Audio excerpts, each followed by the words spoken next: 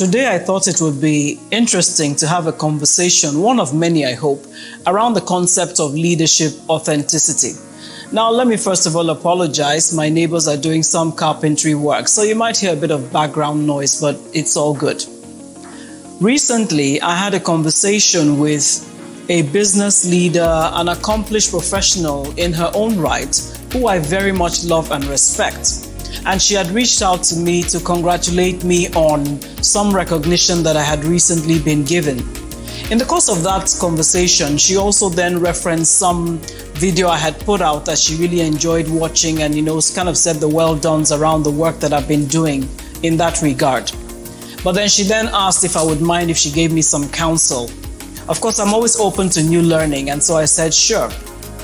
What she then said in essence was that she was advising that I should separate my content into different structured platforms, because like she said, sometimes I'm talking women in energy, sometimes I'm talking to entrepreneurs, sometimes I'm talking to couples in business, sometimes I'm talking about Christians in business, and so on. And she said, and I remember this, she said, sis, it can be confusing to people who don't know you well. You know what? One part of me actually understood clearly what it was that she was saying, and I knew that it was coming from a place of goodwill and love.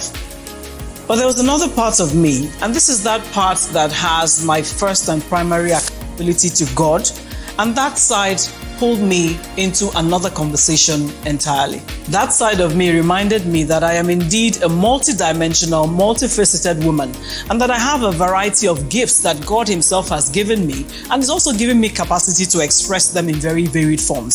So I recognize that my assignment is not to one particular group of people, but to a very wide range of people. And so I never just show up for the sake of showing up, but I show up because I truly believe that there is a call on my life from God, and that He's going to have me make impact across various spheres. So yes, I am an entrepreneur, and yes, I'm a business leader.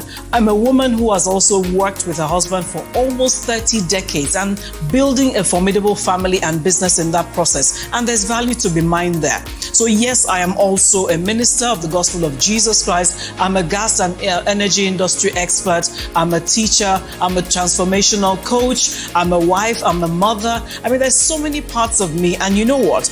Among these and my many other roles, they actually embody the essence and the fullness and substance of who I am.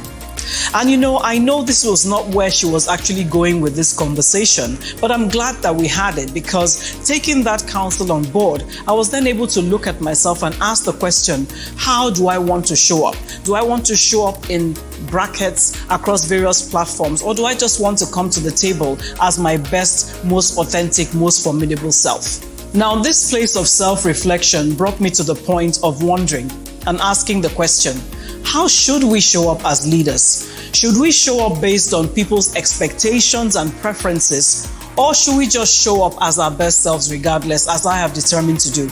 And so in a conversation with another dear sister and friend who is another formidable business leader in her own right, we were having this conversation around leadership authenticity and how we project to the outside world, and how sometimes we constrain ourselves because of the way that we think people want us to be seen, especially in these days when the buzzword is about your platforms.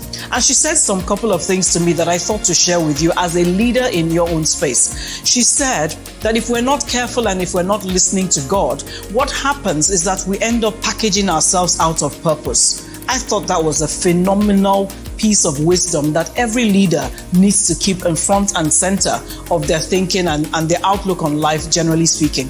She also talks about the fact that sometimes, because we allow those outward expectations of people, of society to constrain us, that we find ourselves looking at the style of a thing rather than the substance of it. So you know what?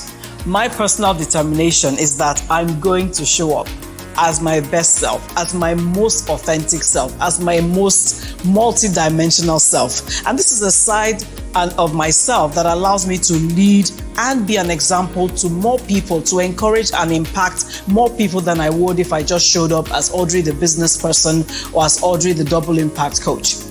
And I believe that in doing this, that I can touch a greater portion of my own corner of the earth, and I encourage you to be able to do the same as well. As authentic leaders, we need to recognize something.